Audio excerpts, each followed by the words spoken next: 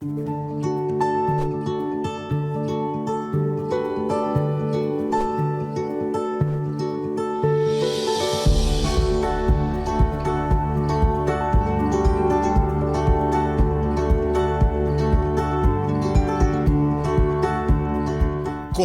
agora, programa Conviver.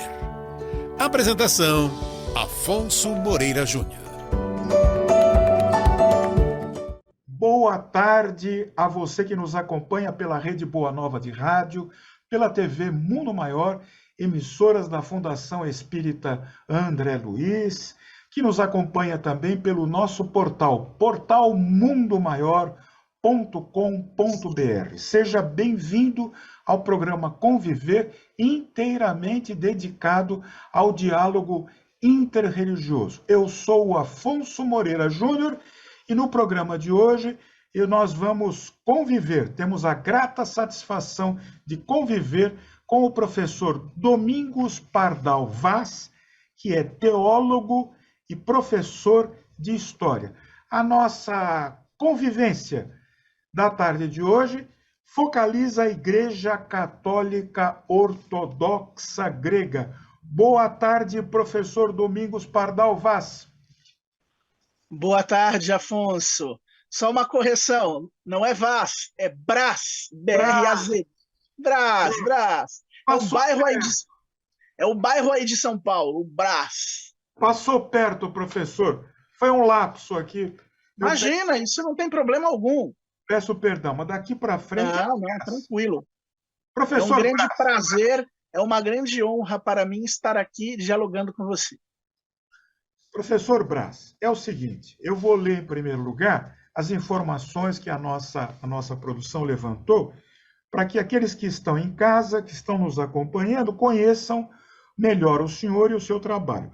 O professor Domingos Pardal Brás é formado, bacharel e licenciado em História pela Universidade Católica de Santos. É bacharel em Teologia. É licenciado em Filosofia pelos Claretianos de São Paulo. Suas especializações são Paleografia, Biblioteconomia, Arquivística e Museologia. Está nos seus domínios as Antiguidades Orientais, Letras Clássicas, Filosofia Clássica, Patrística e outras especialidades. Ele é pesquisador nas áreas de Psicologia e Parapsicologia há cerca de 30 anos. É estudioso de literatura comparada. É membro do Instituto Histórico e Geográfico de São Vicente. E é membro também do Sodalício Cultural José Marti de Santos, São Paulo. É autor dos seguintes livros: Livro das Mil Perguntas, Manual de Ética e Moral, Protestando contra o Protestantismo, a Ortodoxia e o Cânon do Antigo Testamento, O Mito da Bíblia, Psicologia, Parapsicologia e Positivismo, etc. Professor Domingos Pardal Brás, o que é o catolicismo ortodoxo grego e qual é a sua relação com a Igreja Católica Apostólica Romana? Como, em que circunstância começou a ortodoxia grego, professor? Excelente pergunta, Afonso. Para nós entendermos bem essa formulação, nós temos que partir do senso comum. O que nos diz o senso comum? Nos diz que no ano de 1054, se nós pegarmos um livro de história, por exemplo, editado em qualquer país ocidental, seja na Bélgica, na Itália, na Inglaterra, nós vamos nos deparar com o ano de 1054. E qualquer um desses livros dirá o seguinte, que em 1054 houve um atrito entre o Papa Romano de então e o patriarca de Constantinopla, a atual Istambul, que seria Miguel, chamado Miguel Celulário. E que nesse ano, o Papa Romano enviou o cardeal Humberto com uma carta de excomunhão, tá, à igreja de Santa Sofia, que ele depositou no altar dessa igreja. Tá? Essa igreja está lá até hoje, ela foi construída no tempo de Justiniano, né, a igreja de Santa Sofia, é um dos edifícios religiosos mais imponentes do mundo, e desde esse momento, de 1054, houve uma assim chamada separação ou um cisma, um desligamento, entre a Igreja Apostólica Romana e as igrejas apostólicas do Oriente. E isso é o que consta nos livros de história. Porém, o que se explica aqui no Ocidente é que essas igrejas apostólicas que formam a Igreja Ortodoxa, elas teriam se originado a partir dessa separação, o que já é uma inexatidão. Essas igrejas elas já existiam naquele momento, e elas eram inclusive mais antigas do que a própria Igreja Apostólica Romana. Tá? Nós temos, por exemplo, que o apóstolo Pedro, isso está no Novo Testamento, ele foi bispo da cidade de Antioquia. Antes de Pedro ir para Roma e transformar-se em bispo de Roma, tá? O que os romanos chamam de Papa, Pedro esteve em Antioquia. Portanto, o bispo de Antioquia, o arcebispo, o patriarca, ele é tão sucessor de Pedro quanto o Papa Romano. Ambos são sucessores de Pedro. Bem, dito isso, para esclarecer melhor, Afonso, nós devemos entender que Jesus Cristo não escolheu um apóstolo só. Jesus Cristo não tinha só o apóstolo Pedro. Todos nós sabemos que Jesus Cristo escolheu 12 apóstolos e mandou que esses 12 apóstolos se espalhassem pelo mundo antigo, transmitindo os conhecimentos dele. Cada um desses apóstolos fundou algumas comunidades, que nós chamamos de igrejas apostólicas.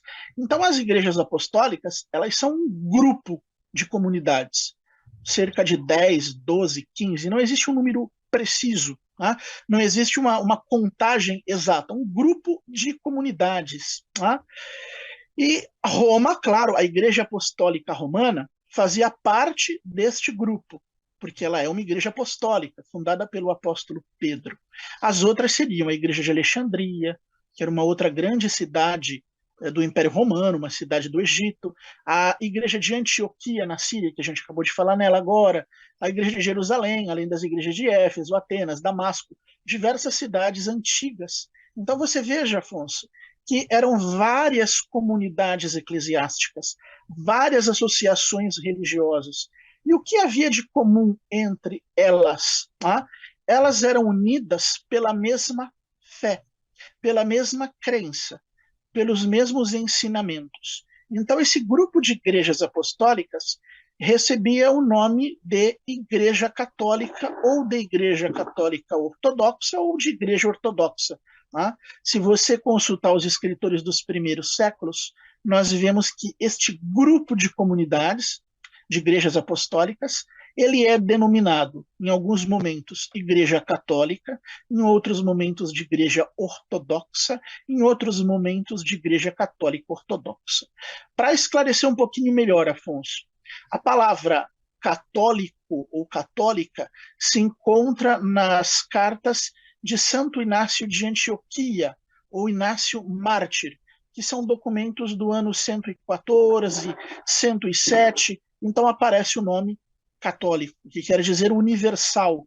É uma coisa que não se restringe a apenas um lugar, como Roma, ou como Antioquia, ou como Alexandria, mas algo que está disseminado por todos os lugares, uma abrangência espacial e geográfica universal.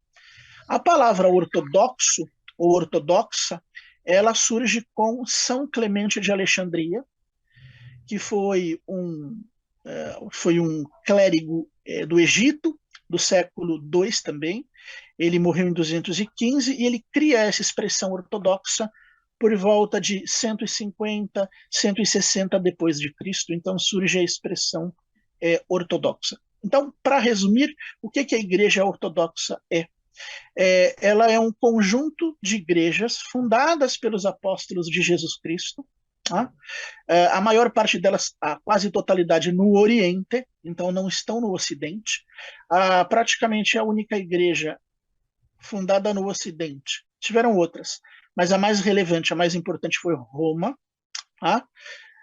Mas as igrejas ortodoxas, então, elas são uma comunidade de igrejas, em sua maior parte, situadas no Oriente. Hoje nós temos a igreja grega, da Grécia, claro, grega da Grécia, sendo redundante. Nós temos a igreja grega da Grécia, que são chamadas do grupo bizantino. Nós temos igrejas que são chamadas pré-calcedonianas, elas também são ortodoxas. Temos os assírios, os siríacos, os armênios, os coptas. Temos a igreja da Bulgária, que é bizantina. Temos a igreja russa, que é muito grande, né? Está envolvida nesse conflito. Né? Então, temos um grupo de igrejas do Oriente chamadas igrejas ortodoxas. Essas igrejas ortodoxas, elas têm por vínculo a profissão da mesma fé, da mesma crença, ok? Bem, qual a relação com Roma, para terminar? Em determinado momento, a partir do ano 1000, Roma, que é uma igreja apostólica, ela desenvolveu novos ensinamentos, novas doutrinas, novos pontos de vista, que não estão de acordo com o catolicismo ortodoxo. Vamos dizer que Roma alterou alguns ensinamentos, tá? Ela inovou em alguns ensinamentos, ela se desviou da ortodoxia até que houve uma separação. A Igreja Apostólica Romana veio ter um credo próprio dela, né? Uma fé apostólica romana, enquanto a Igreja Ortodoxa manteve a antiga fé dos apóstolos, manteve a fé ortodoxa. Então é mais ou menos isso. Professor Domingos, nós temos muitas perguntas aqui, mas antes de prosseguir, eu quero agradecer aos amigos que estão nos acompanhando pela Rede Boa Nova de Rádio, pela TV Mundo Maior, pelo nosso portal mundomaior.com.br, porque o professor Domingos Pardal Vaz, teólogo e professor de História, que vai estar aqui focalizando para nós a Igreja Católica Ortodoxa Grega, ele foi indicado, o tema foi indicado, foi sugerido por intermédio do nosso e-mail, porque o nosso programa está sendo gravado. Mande a sua sugestão, as suas perguntas, quem você gostaria de ver entrevistado no programa Conviver, como nós estamos entrevistando nesse instante o professor Domingos. Mande. Aqueles que já mandaram, nós estamos procurando atender na medida do possível. Mande que bom. Eles merecem. A sua sugestão pelo nosso e-mail, Afonso Moreira Júnior, Afonso Moreira Júnior, por extenso, @gmail.com. Professor, nós temos muitas perguntas. Fique à vontade para formulá-las. Então, vamos lá. Para a Igreja Ortodoxa Grega, quem foi Jesus Cristo? Ele é apresentado liturgicamente de acordo com a mesma interpretação das outras igrejas católicas? Qual é a diferença? A pergunta é: quem é Jesus na Igreja Ortodoxa Grega? Quanto a este ponto, a ortodoxia, Afonso, ela está de acordo basicamente com a Igreja Apostólica Romana e com a Igreja Anglicana, a Comunhão Anglicana. Nós dizemos que nós basicamente conservamos o que se chama de ensinamento atanasiano ou niceno. Então, a base da ortodoxia é, de fato, a crença atanasiana ou nicena. O que quer dizer isso? O Concílio Geral de Niceia, no ano 325, esse concílio foi convocado para se pronunciar a respeito dos ensinamentos de um clérigo egípcio de Alexandria chamado Ário. E Ário dizia, basicamente, que Jesus Cristo era um mero homem, uma simples criatura, algo como um profeta. Quer dizer, muito semelhante ao islamismo. E este concílio, expressando a fé da igreja, declarou que Jesus Cristo, ele é Deus encarnado. Ele é uma espécie de, digamos, tem uma palavra indiana que eu gosto muito, uma expressão que vem de uma outra crença, mas é interessante, avatar. Tá? O que é o Avatar? O Avatar é uma manifestação do divino. O Avatar é uma manifestação do sagrado na Terra. Eu acho que a doutrina da encarnação ela é muito próxima da doutrina indiana do Avatar, onde Jesus Cristo seria a manifestação neste mundo dessa consciência cósmica. Então ele seria Deus verdadeiro, ele seria a expressão do sagrado no mundo. Então nós afirmamos que Jesus Cristo ele é verdadeiro homem, ele teve uma existência, ele tem uma existência humana. A gente conhece um autor dentro do Espiritismo que é Rustain, né? Teve a polêmica com Rustain, e o Rustain ele não via com bons olhos que Jesus Cristo fosse homem. Mas nós acreditamos que Jesus Cristo é verdadeiro homem, como Kardec ensinou que ele é verdadeiro homem. Tá? Tem uma condição humana, uma natureza humana em tudo semelhante a nós, menos na questão do pecado. Tá? Mas também acreditamos, do ponto de vista da Igreja Ortodoxa, da sua fé, que além de homem, Jesus Cristo também é verdadeiro Deus, ou expressão do sagrado. Então nós diríamos que Jesus Cristo é verdadeiro Deus e verdadeiro homem numa só pessoa. Esse é o ensinamento da Igreja Ortodoxa. O mesmo, repito, da Igreja Romana e do Anglicanismo. Professor Domingos, suas origens, aqui vai uma pergunta assim de cunho mais pessoal. Muito bom, gosto disso. Se o senhor puder, tem gosto de responder? Tenho gosto de responder, sim. Opa, isso é bom. Suas origens religiosas, professor Domingos, foram na Igreja Síria. Hoje o senhor professa na Igreja Católica Ortodoxa Grega. O que fez o senhor mudar de igreja? Na verdade é assim, vamos ser mais explícito. Não, eu entrei com 20 e poucos anos de idade, eu ingressei na Igreja Síria de Antioquina. Por quê? Porque era a igreja ortodoxa da minha região. Aqui na Baixada Santista, nós temos apenas um templo ortodoxo, que é da igreja síria, antioquena, ou da cidade de Antioquia. Então, o local que eu conheci a igreja ortodoxa, eu fui visitar numa determinada ocasião, foi esse templo da igreja antioquina. Mas, na verdade, a minha origem não é ortodoxa. Na verdade, a minha origem não é ortodoxa. Né? A minha origem é, por incrível que pareça, protestante. Como tantos e tantos ortodoxos, e é comum dentro da ortodoxia isto, nós temos um grande número de ex-protestantes convertidos. E eu sou um desses ex-protestantes convertidos, e a minha origem, na verdade, religiosa é calvinista. Né? Eu procedo de uma determinada organização calvinista. Toda a minha família, por parte de mãe, é de origem protestante. Minha origem por parte de pai, meu pai era europeu, né? Meu pai, meus avós eram europeus, então eles eram muito ligados à Igreja Apostólica Romana. Porém, quando meu pai se casou com a minha mãe, né, meu pai já estava desligado da Igreja Apostólica Romana, ele não tinha. Na verdade, meu pai se tornou anarquista. Aqui eu posso falar, sou um público seleto, eles vão entender, meu pai se tornou anarquista. Então não tinha, ele abandonou a religião apostólica romana dos seus avós, se tornou anarquista. E aí casou-se com minha mãe de origem protestante, então eu fui educado, na verdade, eu fui educado no protestantismo, e eu vou te contar uma coisa muito interessante. Eu tive uma educação calvinista ultra rigorista. Eu tive uma educação calvinista rigorosa.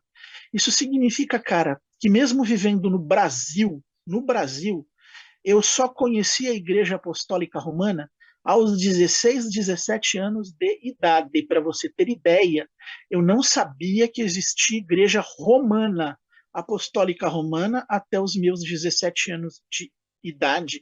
Eu fui criado como se diz, numa redoma eu fui criado numa redoma de vidro, como se diz, tá?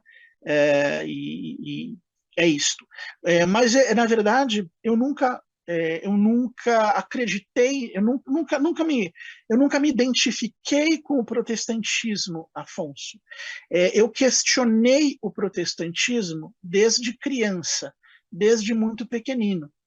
Fui extremamente castigado, oprimido pelos pastores protestantes, fui amaldiçoado, como eles fazem, colocado para ajoelhar no milho atrás da porta, essas coisas todas.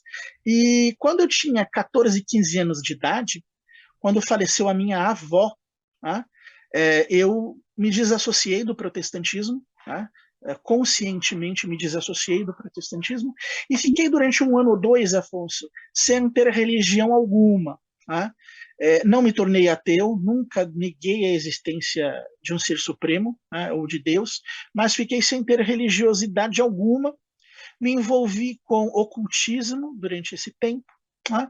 E aos 17 anos, eu passei na porta de uma igreja romana, de um templo apostólico romano, não conhecia aqui na minha cidade, e estava aberto esse templo apostólico romano.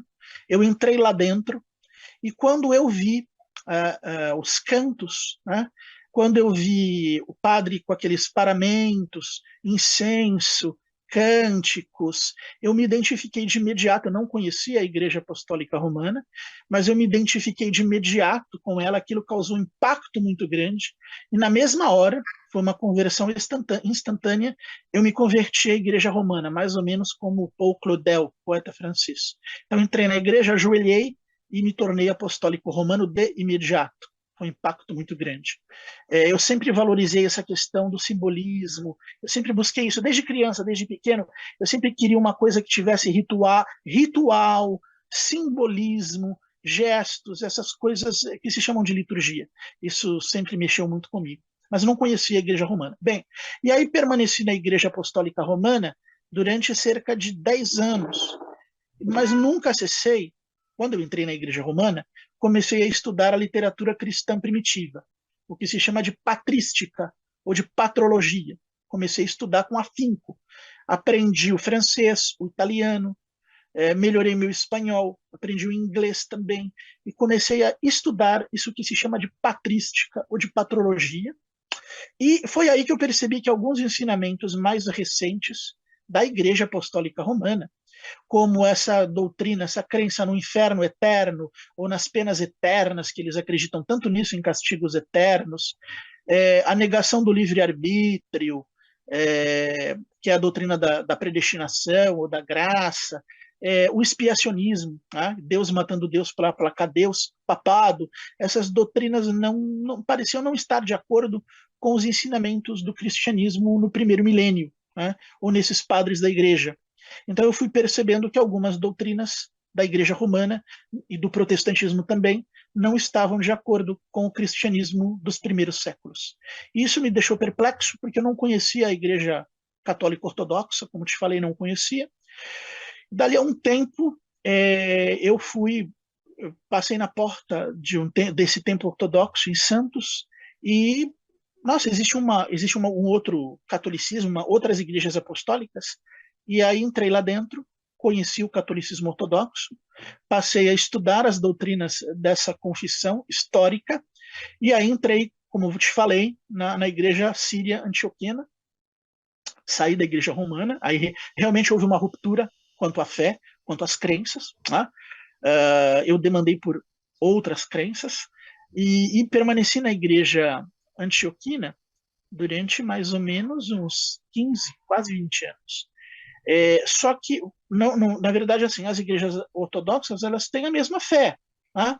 Não houve uma mudança. Quando eu saí da igreja antioquina e entrei na igreja grega, não houve nenhuma mudança de fé quanto aos ensinamentos doutrinais. Já não é essa a questão, tá? Porque os ensinamentos doutrinários são os mesmos. Na verdade, quando um ortodoxo muda de igreja apostólica, ele vai da igreja russa para a igreja síria, ou da igreja síria para a copta, ou da copta para a grega, ou da grega para a búlgara. Quando ele vai de uma igreja apostólica para outra, geralmente porque houve algum atrito entre ele, coisas práticas, algum atrito entre ele e a liderança da igreja, alguma coisa mais prática. Né? Por exemplo, ele viu algo que ele julga errado, ele viu que naquele templo ou naquela igreja as pessoas, vamos tentar dar um exemplo, ele julga, isso acontece, né? Ele julga-se desconfortável com, eu não gosto, mulheres usando véu, eu sou contra as mulheres usarem véu, por exemplo, então eu jamais pertenceria à igreja russa, né? Porque na igreja russa as mulheres usam véu, né? Enquanto na nossa igreja grega, por um outro motivo, as mulheres não usam véu, e eu me identifico com isso. Não gosto de mulheres usando véu, isso me lembra o Islã. Na verdade, por que as mulheres gregas não usam véu? Só para você ter uma ideia. A Grécia, ela foi dominada pelo Império Turco Otomano. Então, a Grécia, ela era dominada por um Estado que era islâmico. E os islâmicos impõem o véu às mulheres, os muçulmanos impõem, né, o véu à mulher, seja o hijab, o chador, a burca, como se queira. Né? E as mulheres gregas se recusaram terminantemente a usar o véu. Quando os turcos insistiram nisso, as mulheres gregas rechaçaram, repudiaram, todas elas, milhões de mulheres gregas, aboliram o véu, e para não se confundirem com as mulheres muçulmanas. Então, são por motivos de ordem prática, motivos secundários, né? Que uma pessoa muda de uma igreja apostólica ortodoxa para outra, porque a fé, como te falei, as crenças são as mesmas. Bom, nós estamos aqui ouvindo uma aula do professor Domingos Pardal Braz, uma aula sobre a Igreja Católica Ortodoxa Grega. O professor Domingos é teólogo e professor de História. Professor Domingos, como é que o catolicismo grego preserva a tradição bizantina na sua liturgia e na sua música sacra? Existe algum tipo de música sacra específica na Igreja Ortodoxa grega? Como, por exemplo, nós temos o canto gregoriano na Igreja Católica? Boa pergunta. Veja, Afonso, a Igreja Ortodoxa, as igrejas ortodoxas, as igrejas apostólicas do Oriente, elas se movem por um princípio que também é assumido pela Igreja Apostólica Romana. Este princípio se chama tradição. O que significa esse princípio de tradição? Que a Igreja Ortodoxa, ela conserva a cultura ancestral. Ela pretende executar as suas cerimônias, a sua adoração, a sua liturgia, como se fosse nos primeiros séculos do cristianismo. Então, a Igreja Apostólica, a Igreja Ortodoxa, ela pretende transmitir para nós a cultura que estava em vigor no tempo dos apóstolos de Cristo, ou dos padres da igreja, como eu falei, Hipólito, Clemente, Justino, Metódio, que viveram nos primeiros séculos. Isso significa que a Igreja Ortodoxa, Afonso, ela se opõe a quaisquer mudanças nessa área. Nesse sentido, ela é mais coerente, ela é mais radical do que a Igreja Apostólica Romana. Por quê? A Igreja, por isso, inclusive, também foi um dos motivos pelos quais eu saí da Igreja Romana, porque a Igreja Ortodoxa, ela pretende conservar rituais dos primeiros séculos, enquanto a Igreja Romana, ela tem a missa atual, a missa que é rezada hoje na Igreja Romana, ela não é a missa de 100 anos atrás. Tá? E para mim foi um drama quando eu descobri isso. Tá? A missa romana, a atual missa romana, ela foi formulada nos anos 60, ou seja, coisa de 50 a 60 anos, mais ou menos. Mas a missa anterior, ao Concílio do Vaticano II, essa missa que chamam de tridentina, ela tem raízes no primeiro milênio. Essa missa tridentina, ela tem certa similaridade com a liturgia ortodoxa. Qual é a principal, Afonso, qual é a principal característica? Hoje, se você vai a uma missa romana, apostólica romana, você vê que o padre presbítero ou bispo, quando oficia, ele está voltado para o povo, ele está falando de frente para o povo, o sacerdote romano. Mas na missa romana de 60 anos atrás, que vigorou durante 2 milênios, e na missa ortodoxa, o sacerdote não fica de frente para o povo. O altar fica na direção do fundo da igreja. E o sacerdote, vamos usar, eu não gosto de usar essa expressão, mas vou usar para o povo, as pessoas entenderem, as pessoas que estão assistindo. É uma missa que é chamada de costas para o povo. O sacerdote ele fica de costas para o povo, ele fica voltado para o altar. Eu sou historiador, sempre me encantei pela história e gosto de estudar as religiões antigas, de conhecer, de estudar as religiões antigas do passado, o zoroastrismo, as religiões que são chamadas de pagãs, o hinduísmo, o budismo. Eu gosto muito de estudar as religiões antigas. E a adoração de todas elas, nunca houve um modelo de adoração em religião alguma, tá, que fosse voltado para o povo, em que o líder religioso, o bonzo, o sacerdote, ele estivesse voltado para o povo. Em todas as religiões, inclusive no próprio Islã, tá? No Islã existe a Qibla, que é uma espécie de altar que há na mesquita, e o cheque fica de costas para a assembleia. Ele fica voltado para aquela Qibla, que representa o sagrado, representa Deus, vamos dizer assim. No judaísmo antigo, a mesma coisa. O sacerdote ficava voltado para a rocha, para a arca, para o templo. Ele não ficava voltado para o povo. Todas as religiões gregas, romanas, o que é chamado de paganismo greco-romano, não foge a este princípio. Então, toda a adoração das religiões antigas é voltada para o altar, onde o tal sacerdote ele fica sempre de costas para o povo. E a religião apostólica romana, a Igreja do Papa, conservou isso. Ela manteve essa postura até os anos 60. Nos anos 60, com o Concílio do Vaticano II, foi criada essa nova missa, em que o padre ou o sacerdote ele fica de frente para o povo e de costas para o altar. Da onde ele tirou isto? Essa nova forma de adorar? Tirou do protestantismo. Na verdade, tirou do assim chamado grupo batista. Porque até mesmo os luteranos rezavam de costas para o povo. Eles mantiveram a mesma postura.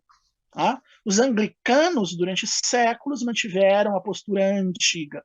Então, a Igreja Romana, cara, ela adotou um tipo de adoração, vamos dizer assim, de origem recente, que tem as suas origens mais remotas na Reforma Protestante e no setor batista. Ora, eu, como historiador, como não estava de acordo com isso, tinha uma grande insatisfação nesse sentido, e a Igreja Ortodoxa não aceita isso. Ela manteve aquele tipo de cerimônia que era dos primeiros séculos, porque ela é regulada pelo princípio da tradição. Ela não muda, a sua adoração litúrgica não muda. E isso também fez com que eu fosse atraído por ela. A música. A música da Igreja Romana, como você mesmo disse, como você declarou, com toda a propriedade, com toda a razão, a música da Igreja Romana é o canto gregoriano, que é uma coisa imensamente bela. O canto gregoriano ele tem um conteúdo sagrado, ele tem um conteúdo devocional muito forte.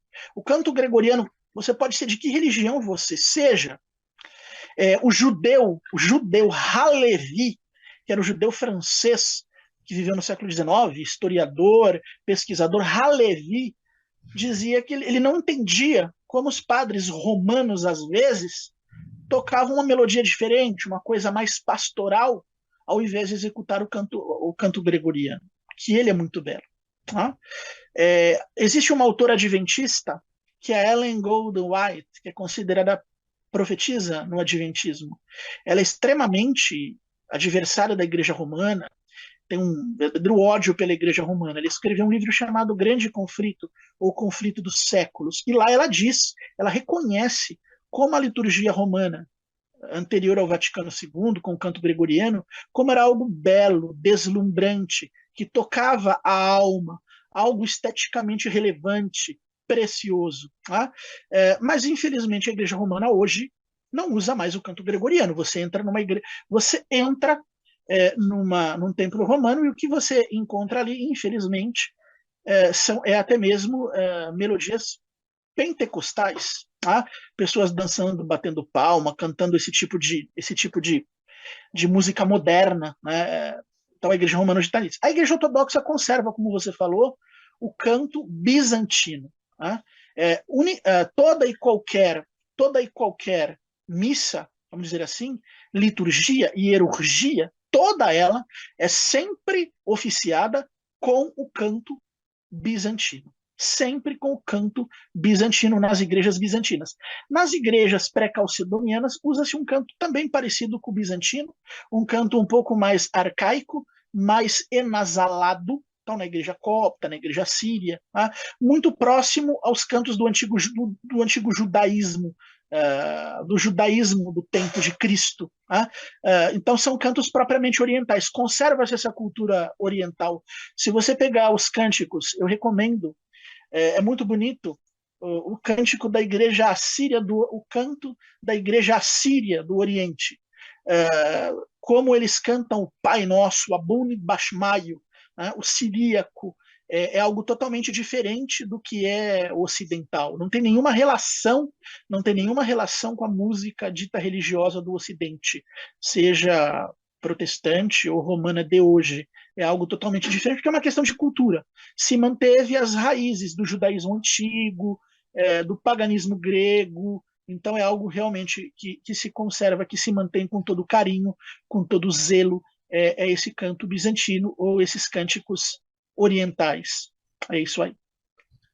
No programa Conviver de hoje, nós estamos focalizando a Igreja Ortodoxa Grega com o nosso professor que está aqui, professor de teologia, professor de história, o nosso irmão Domingos Pardal Braz. Quero agradecer na produção do programa de hoje Fábio Bettinassi, Alex Monteiro, no apoio à produção, Regina Prata, Silvana Zandomeni na divulgação, nos trabalhos técnicos, Jefferson Carvalho e Rogério Palma, na edição, Edi Pontes, na supervisão, Júlio Sena. Professor, nosso programa vai chegando ao final, mas tem uma pergunta que foi formulada aqui que não pode, me parece importante o senhor responder. Nós temos poucos minutos, 2 minutos para o senhor responder.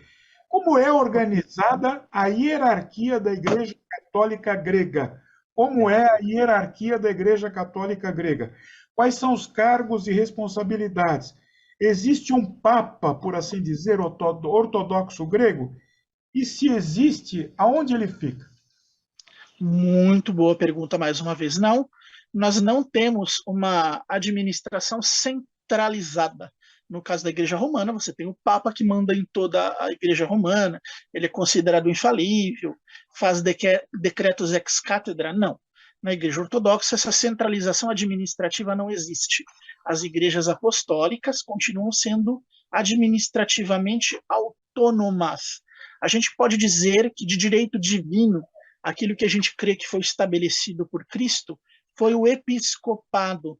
Nós temos bispos e acreditamos que esses bispos, que eles são sucessores dos apóstolos. Então a Igreja Ortodoxa, ela é, por definição, episcopal ou episcopaliana, por direito divino. Mas tem outros cargos, patriarcas, arcebispos, tá? Que são autoridades, mas não são de direito divino. E a Igreja Ortodoxa, ela sempre foi regulada pelo Concílio Ecumênico, que é uma reunião feita no passado por todos os bispos do mundo. Tá? Então, é o sínodos, bispos se reúnem em sínodos, sínodo da Grécia, sínodo da Bulgária, sínodo da Rússia, sínodo de Alexandria. Então, são sínodos e bispos. A Igreja Ortodoxa, ela é episcopal. Então, bispos, a base da Igreja Ortodoxa são os bispos. Não tem nenhum papa. Não tem nenhum papa. Outra coisa, o patriarca de Constantinopla não é papa. Ele não tem uma autoridade sobre toda a Igreja Ortodoxa. Tá? O que ele faria, se fosse o caso, é presidir o concílio ecumênico, se tivesse um. Então, o patriarca de Constantinopla não é papa da Igreja Ortodoxa, nem de longe ele é papa. Não temos um cargo centralizado de papa. Isso não existe na Igreja Ortodoxa. Professor Domingos, no finalzinho aqui do nosso programa, nós estamos conhecendo bastante aqui, graças à sua boa vontade, o seu carinho para conosco, a Igreja Católica Ortodoxa Russa, com o professor Domingos Pardal Braz, que é teólogo e professor de História. Eu gostaria que o senhor, na condição de professor, na condição de historiador, de teólogo, de escritor, o senhor aqui nesses 2 minutos finais, só passasse a sua mensagem carinhosa, religiosa, a todos os que estão nos assistindo e que estão nesse instante muito aflitos com tudo que está acontecendo, não só no Brasil, mas no mundo inteiro. O que nós precisamos neste momento, querido Afonso, se resume numa palavra muito curta, uma palavra que é pequenina, mas que tem um valor colossal, um valor gigantesco. E esta palavra é ética. O que nós precisamos neste momento é de um compromisso entre as diversas formas religiosas e a ética. O que distingue o cristianismo antigo das outras formas religiosas, mas também está presente muito forte no budismo, em certos ramos do judaísmo. No Talmud tem o Pirkei Avot, o Santo dos Padres, é a ética. O judaísmo, certas vertentes do judaísmo enfatizaram muito a ética. O budismo enfatiza muito a ética. E o cristianismo histórico não pode deixar de fazê-lo. Não basta que nós tenhamos fé. Não basta que nós acreditemos nisto ou naquilo. A essência do cristianismo é o amor ao próximo. Eu sou muito criticado por alguns quando eu profiro a seguinte frase, que é principalmente cristã: fora da caridade não há redenção. Não existe redenção fora da caridade. Não existe redenção sem amor. Quem disse isto? Eu digo isto? Foi o Allan Kardec que disse isto? Ou qualquer outra pessoa? Não. Quem disse isto foi Jesus Cristo, Jesus de Nazaré, o nosso Jesus histórico dos evangelhos. Certa vez lhe foi perguntado qual era a essência da religião. E ele disse: amar a Deus sobre todas as coisas e o próximo como a si mesmo. Então o que precisamos é de amor ao próximo. Se possível, amor aos inimigos. Se possível, perdoar 70 vezes 7. Se abster de julgar, de condenar, de amaldiçoar o outro, e tentar viver em paz e harmonia com todos os demais seres humanos. Bem, e mais uma coisa que tenho que falar: cuidado com o planeta. A Igreja Ortodoxa tem esse dever, toda forma religiosa tem. Vamos cuidar do nosso planeta. Vamos parar de encher o mundo com seres humanos, como dizia Malthus. Vamos controlar a natalidade, planejar a família. Vamos amar não só o amor não é só para os humanos, vamos amar a natureza, os animais, as plantas, cessar de desmatar, distinguir as outras formas de vida e viver em paz e harmonia com todos os seres vivos. O programa Conviver vai ficando por aqui, mais uma vez agradecendo ao professor Domingos Pardal Braz, que nos deu uma verdadeira aula sobre a Igreja Católica Ortodoxa Grega no programa Conviver de hoje. Quero agradecer a você que nos acompanha, que compartilha por intermédio da Rede Boa Nova de Rádio, da TV Mundo Maior e o nosso portal mundomaior.com.br. Eu sou paz, eu sou luz, eu sou saúde. Até o próximo sábado, se Deus quiser.